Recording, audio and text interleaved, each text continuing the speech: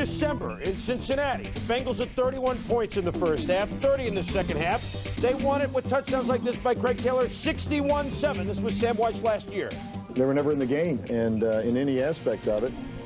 And they were cocky and doing all their talking, and their coach doing all of his talking and all that kind of stuff before the game, and they got humiliated. A lot of guys still feel that if we get a chance to blow them out, we will try to blow them out, not to punish the players, but the same coach is still there. Remember the Alamo, and they did in Texas. Sam was aware of it. Jack Party wasn't there at the time, but he was aware of it too. Warren Moon was intercepted early, and Craig Taylor, he scored a touchdown last year. 2-yard touchdown here. The Bengals and Sam Weiss lead at 7-0. What's the problem? Well, here was the problem. Warren Moon went deep repeatedly. This time to Tony Jones. Beautiful throw, 33 yards. We're tied at 7. Bengals grab a 10-7 lead on a Jim Breach field goal. But then, Moon to Drew Hill. Got it. 33 yards again. They like that number. 14-10 Oilers, Tommy. Beauty of this pass, Chris, is that Moon looked the defense off as he got back into his drop, throws a perfect pass to Drew Hill for the touchdown. Bengals had problems. Eddie Brown never dressed. Tim McGee played, then had to leave because of an injury. Boomer Esiason to Rodney Holman, even when he was on. No, he was off.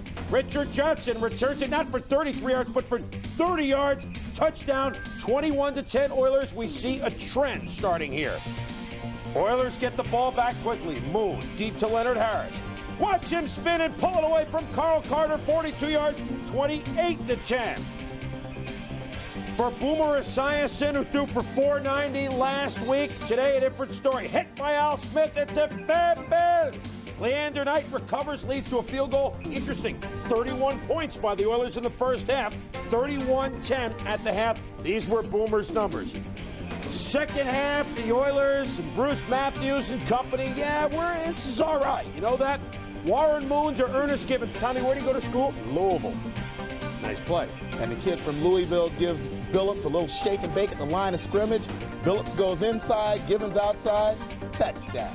38-10. Ensuing kickoff.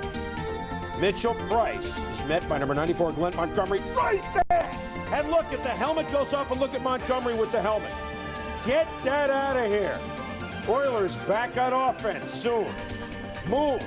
Haywood Jeffries. Touchdown. 45-17. 5 different Oilers caught Warren Moon touchdown passes.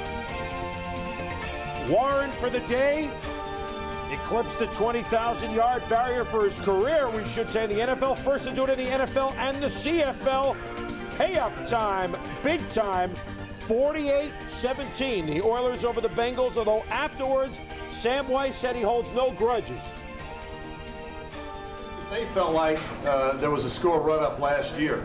There's no such animal in the National Football League. I remember in 1987, we had a 15-point lead with 7.5 minutes to go, and we sat on the ball and lost the game to Houston in Cincinnati. And it's over with now. Maybe it was a godsend that, hey, it happened now, and we can forget about it by the time Week 15 rolls around. After the game at the Astrodome, they played the song by Scandal, "Goodbye to You," meaning to the Bengals. But you were down in Houston this week, Tommy. Were you surprised that they had this in their back of the mind to win big? Not at all. I think they had it in the front of their mind, Chris. When you talk about a team wanting to blow somebody out, the first thing you want to look at when you look at that extra hustle, it comes in the special teams area and on receptions by your offense. Are those offensive linemen getting downfield and making that extra block? I saw all of those things from the Houston Oilers today, including helmets being lost by the Bengals.